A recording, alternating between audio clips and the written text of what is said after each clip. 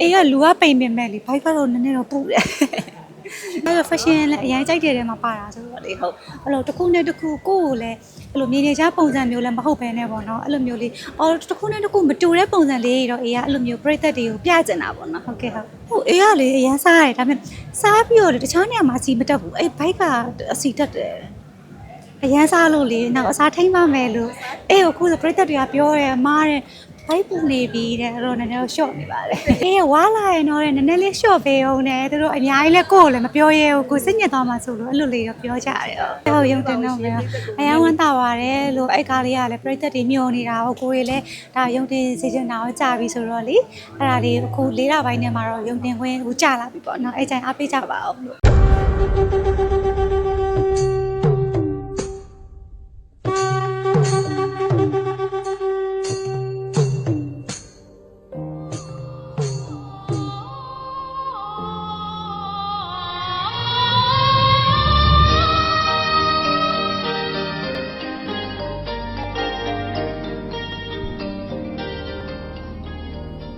ကျမတို့ရဲ့မြင့်မြတ်တဲ့အမျိုးမြင့်မြတ်တဲ့သွေးကို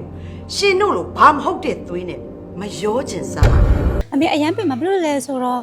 ပကံလဲသွားရတယ်ပြီးတော့တောင်ပြုံးလဲသွားရတယ်ပြီးတော့တောင်ပြုံးရာသီဖြစ်နေတဲ့အတွက်တကယ်ပွဲတော်ကြီးဆိုတော့ရိုက်ကူးရေးစတင်ချပြီးလောက်တာမဟုတ်ဘဲနဲ့တကယ်ပွဲတော်ကြီးတကယ်အဲ့လိုမျိုးလူကြားထဲမှာရိုက်ရတာဆိုတော့ဒီရိုက်ကူးရေးဆက်အဖွဲ့တွေရောတကယ်ကိုရိုက်ရတဲ့ဟာရောအိုက်တင်လုပ်ရတာတွေဘာတွေရောအရန်ပင်ပန်းတာပေါ့နော်ပြီးတော့အေးလဲအခုနဲ့ဆိုရင်အဲ့ကားလေးက6နှစ်လောက်ဖြစ်သွားပြီဆိုတော့နည်းနည်းလေးတော့ကလေးရုပ်လေးတော့ဖြစ်ပြီးတော့အကြောင်းလို့အားပေးကြပါလို့ဟုတ်မမရဒီကားထဲမှာလည်းဒါအမေကလည်း director အနေနဲ့ပါဝင်ထားတယ်ပြီးတော့အေရောအေးအမကိုပါတဲ့အတွက်ဘယ်လိုမိသားစု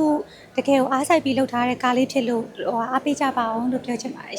အဲ့မို့အမှန်လားပြောလို့ရှိရင်အခုနဲ့စားလို့ရှိရင်တော့အားမရတာတွေပါတော့ရှိရဒါပေမဲ့အဲ့အချိန်အဲ့ကာလာတော့အဲ့စိတ်နဲ့တော့တကယ်ကိုအကောင်းဆုံးစူးစမ်းထားတာမို့လို့အားပေးကြပါလို့ဟုတ်အဲ့လိုတော့မရှိပါဘူးဘာဖြစ်လဲဆိုတော့ဒီကားလေးကဘယ်အချိန်ပြန်ကြည့်တော့အချစ်ကားလည်းမဟုတ်ဘူးပေါ့နော်တကယ်ကိုဒီရိုးရာ